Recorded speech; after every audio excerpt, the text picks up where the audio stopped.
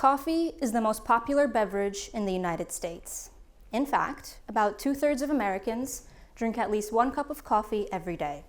So it is safe to say coffee is a staple in our society. This past January, I visited Costa Rica as part of a study abroad program, and I learned that coffee production is actually very harmful for the environment. 19,000 liters of water are required to process and produce just 1 kilogram of coffee.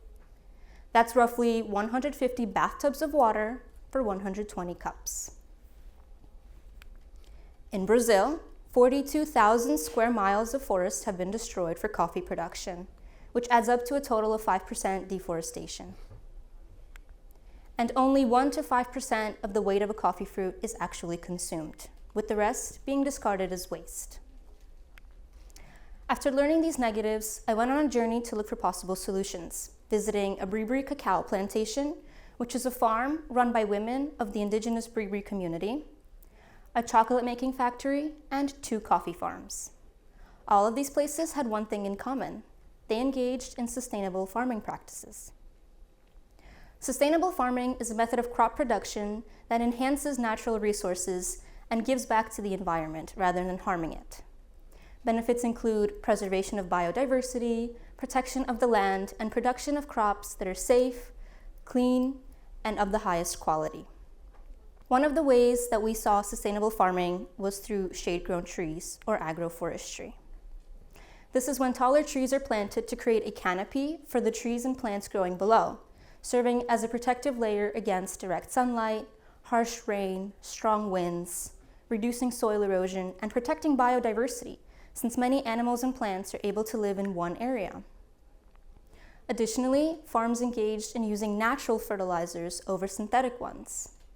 In the Bribri plantation, they used microorganisms grown on trees to create a natural substance fertilizer that would then be reintroduced into the soil to enhance growth of plantain and cacao plants. In a similar fashion, El Toledo coffee farm used chicken manure. Likewise, they also used natural pesticides over chemicals. El Toledo planted cinnamon and pepper plants around the coffee tree to repel insects. Yet another method of sustainable farming is through crop cycling, which is when crops are planted in different areas of the farm every few years to prevent total nutrient depletion. And the last method was nutrient fixation, using what already exists in the atmosphere as gaseous nitrogen, using the help of legume or soybean plants to create a usable form of nitrogen that can exist in the soil. Ultimately, this creates crops that are clean, used without chemicals, and protecting of the environment. Now, this all sounds wonderful, but of course there are certain limitations. Due to the use of natural fertilizers over synthetic ones, crops face a significant reduction in production of crops. This leads to a loss of income, and this was exemplified when El Toledo shifted from synthetic to organic farming 8 years ago, losing a majority of their consumers, and today the farm relies solely on tourism to sustain itself. Consequently, less production means coffee will cost more for everyday buyers like you and I. So what can we actually do? Well, farms can engage in the sustainable practices mentioned before: shade-grown trees, natural fertilizers and pesticides, crop cycling, and nutrient fixation.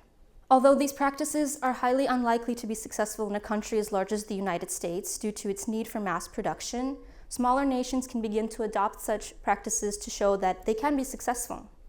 And this is already being done in numerous nations across the world. Denmark and Canada, for example, recycle crop residues. And like Costa Rica, Kenya engages in agroforestry, reducing soil erosion and enhancing biodiversity. Farms can also reduce the amount of waste left behind. El Toledo learned how to use all of the coffee fruit rather than just 5%. The bean itself is used to make coffee, but the pulp and the skin are used for jam and tea.